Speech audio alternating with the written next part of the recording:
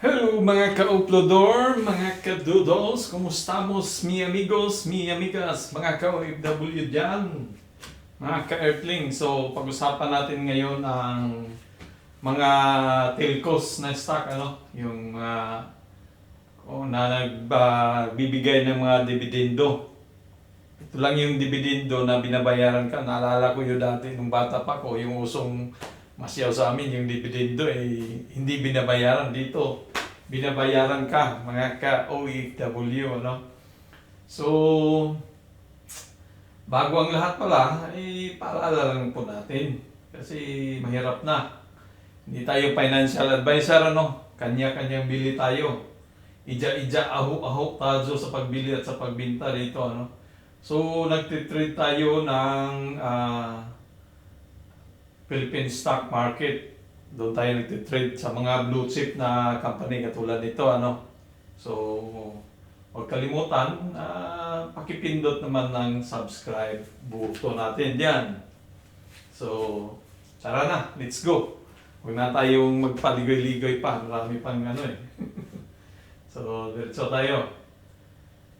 So, meron akong napiling mga stock to sila na malaking company sa Pilipinas. Ito yung PLDT, tsaka yung Globe, tsaka Converge. Pero yung Converge medyo alanganin siya ngayon So, singit pa rin natin siya, Kasi isa siya sa blue chip din So, itong TEL, PLDT, tsaka Globe, Converge, mga blue chip to sila. So, pag-usapan natin yung kung nag-invest ka sa kanila, magkano kikitain mo, So, kasi may nagbibigay sila ng ng dividendo So, magkano bang binibigay nila? So, ito si ngayon, si PLDT, kung ticker symbol niya ay STIL, namibigay ito siya ng dividendo ng tuwing March 46.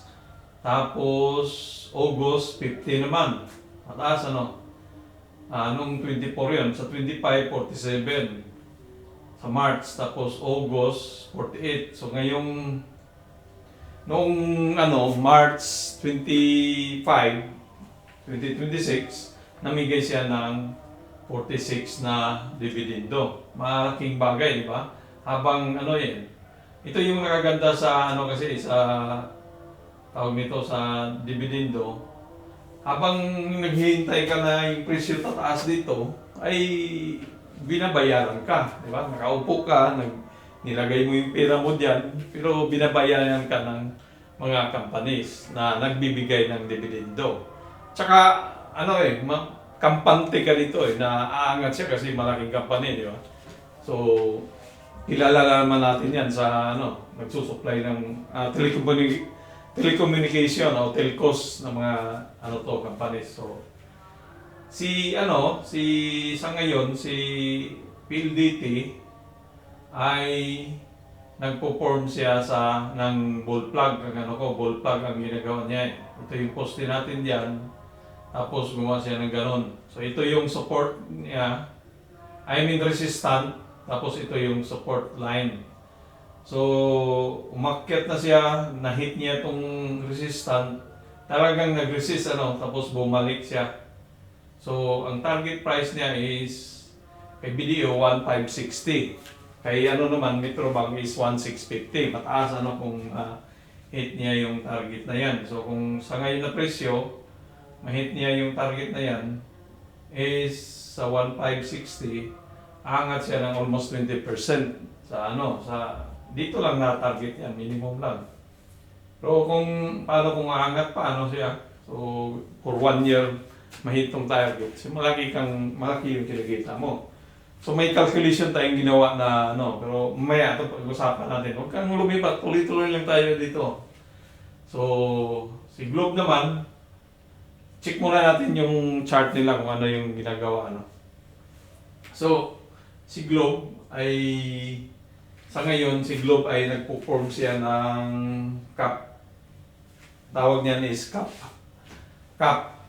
Baso. Baso yan, baso. Ganyan yung pinoform niya muna. Baso. Tapos, pag nag-form ng baso, baka gagawa ng cup naman dito. Tapos, taas, ano.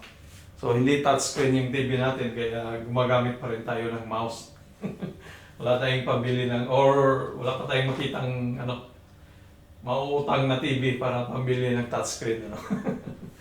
So, yan. Si ano naman, si Globe ay namimigay to siya ng 4 na bisis yata sa isang taon. So, namimigay siya February, May 25 yung binibigay. Sa August, 25 din. Sa November, so 4 na bisis siya namimigay sa isang taon. So, napakalaking bagay, ano, kung bumili ka kay Globe, ay malaking bagay siya. So, kikita ka ng ano. Kasi, yun nga, habang hinihintay mo siya tataas, meron ka ng, tawag dito, income na pumapasok quarterly. Kasi 4 na bisis. So, ngayong taon na to, si Globe ay namigay siya ng 25 pesos sa noong February 26. So, malaking bagay yan. So, by 5, sangka pa niyan. Yung pera mong inilagay sa kay tawag nito, kay Globe, kumikita siya. Pero kung ilagay mo sa savings ng bangko mo, wala yung kinikita na yun. Zero balance yun. Bababa pang bagsak pa yung presyo. So, 4 na bisis. Itong si Converge naman, ito medyo isang bisis lang siya namimigay, 0.43 lang. Kasi mura yung presyo niya, nasa 13.24 pa. So si Converge naman, nag-form siya ng head and shoulder. So, ito yung left shoulder, tapos ito yung head, tapos right shoulder. Yan yung indicator na pinoproject natin na gagawin niya, forma. So, isang bisis lang siya namigay, medyo maliit-liit. So, ibang balita. Parang may balita siya din itong March revenue up 10%. So, tamaas yung kita ni Converge. So, isa dito siya sa blue chip, si Converge din. So, pwede kang mag-invest, mura pa naman. So, pag na-hit yung target price na 20, sa presyo ngayon is, pag na-hit yung 20 is, tutubo ng 50% yung pera mong in-invest. So, meron tayong ginawa ditong, ng naka-excel na to, formula. So, kaya mga ka-out the door, para ganado tayong maggawa pa ng subscribe kayo kasi 14 lang yung subscriber natin, Meron tayong mga videos diyan. So, balik tayo. So, yun na yung mga stock na natin. So, puntahan naman natin yung tawag nito, yung wala, kala ko meron. Yung competition. So, ito yung competition natin sa So, kunwari, meron tayong masyadong malaki pa yan So, dito muna tayo sa litan lang muna natin. Para naman. So, saglit lang. Yan. So, dito lang muna tayo sa mga totohanan, meron kang 1,000 na kapital. May pira ka na naipon sa bangko na 1,000, natutulog lang, wala siyang kinikita. So bakit hindi mo siya subukan dito sa mag-invest ka sa stock? Huwag kang matakot dito kasi mga company din yan malaking company. So sabihin natin nag-invest ka ng 100,000. Gusto mo siyang kumita sa loob ng isang taon. 1 year lang tayo na tapos napag-usapan. So dito tayo focus sa dividendo, magkano kikitain mo. So si PLDT, saan siya ngayon? So, PLDT is, ang presyo is 1,300. So, yan, 1,300 yung presyo. So, kung meron kang, kay PLDT, meron ka nito, meron kang, may babili, ang board lot niya is 10. Board lot. So, meron kang mabili na 80 na share. Sa halaga mo ng 100,000, 80 share lang yung mabili mo. So, namigay siya ng 2 bisis sa isang taon. Ito, wala pa to. Tanggalin natin. Ayan. So, Dalawang bisis lang siya namigay, 46, 48, so average niya 47. So nakapormula na to. So sa isang taon, ang kikitain mo ng yung 100,000 mo na pira na in-invest dito sa PLDT ay kumita ng 750. Yan. Yan ang ano na yan. Yan, kulay blue. Yung isang taon na yan, kinikita niya 7,520 sa 100,000. So kung i-ano mo yan sa ano sa ano mo sa tawag nito sa savings. Kung ilan ba yung ano na yan. So takpan mo muna ako, takpan ko muna kayo. So i-divide natin ng ano hindi natin nakuha yung porsyento parang nangalin tayo. Okay, so hindi tayo preferred. So kumita siya ng 8% ano, yung 100,000 mo. Parang sa MP2 din, kumita ka rin ng mga 7% ganon sa MP2. So ito sa 1 year, kumita siya ng 7,520. Yan si PLDT. Pero paano kung after 1 year, mahit niya yung target price na 1,560, yung pira mo na ano, 100, kumita din siya ng 28,000 sa isang taon. So ang 20,000, 20 ang so plus ang kikitain mo total is 28,320 sa isang taon kasama na yung dividendo mo. So kahit kalimutan mo lang muna yung capital appreciation, dito lang muna tayo sa mga dividendo. So si Globe naman, kung meron kang 100 din na capital, so sa presyo ngayon, yan yung presyo, meron kang 60 na whole share kasi tag 10 lang din yung board lot nito eh. So 60 ang makuha mo. So tapos ang matanggap mo na ano, dividendo sa isang taon is 6,000. Na namibigay siya ng isang bisis, 4 na bisis, 25. So quarterly. So makatanggap ka ng mga around tawag ito, mga 1,500 kada buwan sa 100,000 mo. I mean quarterly, 500 monthly. So yun yung makukuha mo pag 100,000 ang kapital mo. Meron kang ano. So nasa ano din yan, yung tawag nito, yung ano niya,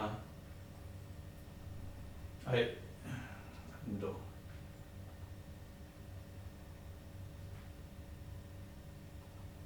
So nasa 6% ang tubo niya no sa ano parang medyo maliit siya, mas malaki si PLDT kasi 8% eh. So kumikita ka rin kay Globe.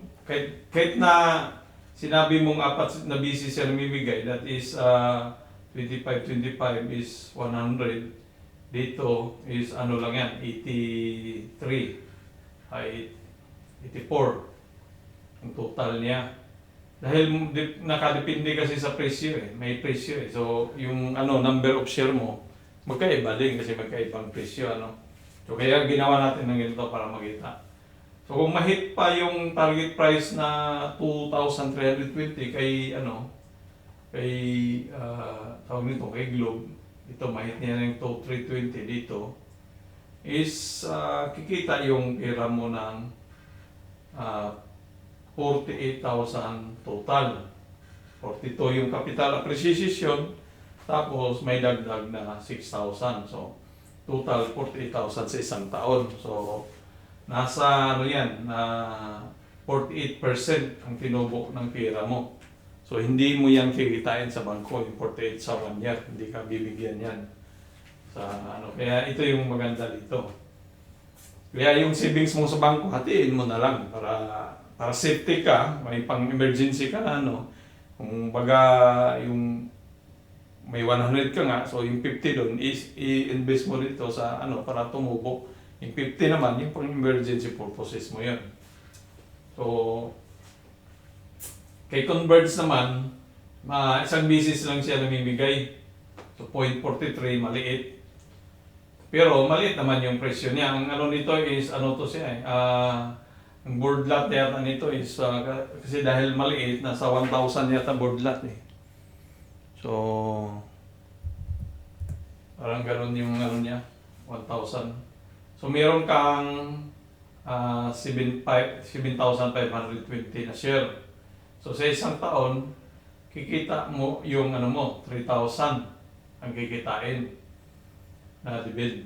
Tapos, pag umangat yung presyo, kikita ka ng 53,000 sa isang taon. So, 54% pa rin. Mataas pa rin yung ano niya, yung kikitain mo dito. Kasi 53,000 yung kikitain mo sa isang taon eh. Pag na-hit yung target, ano, compare dito kay ano. Pero, hindi ibig sabihin na ano, kasi titingnan mo rin kung si Converge ba ay may posibilidad ba talaga na ano. So, para sa akin, dito ako sa dalawa, Fidelity or Globe. Hindi ako kampante ako kay Converge.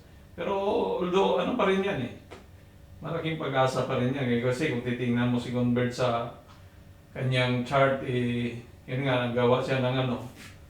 So, head and shoulder ang pinagdududuhan ko kung gawin niya. So, may pag-asa ang ma-hit niya yung 20, ano, na target price ni Converge.